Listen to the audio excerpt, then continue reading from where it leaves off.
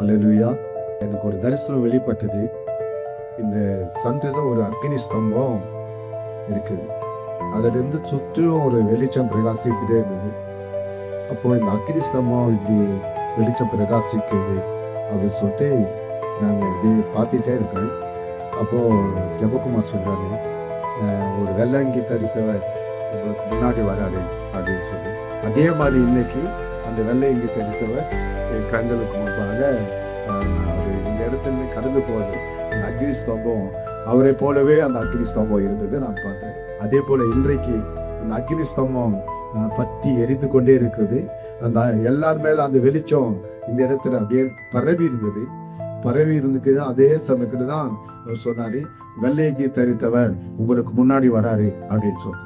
அதே தரிசனத்தை இன்னைக்கு நான் இங்கே பார்த்தேன். கர்த்தர்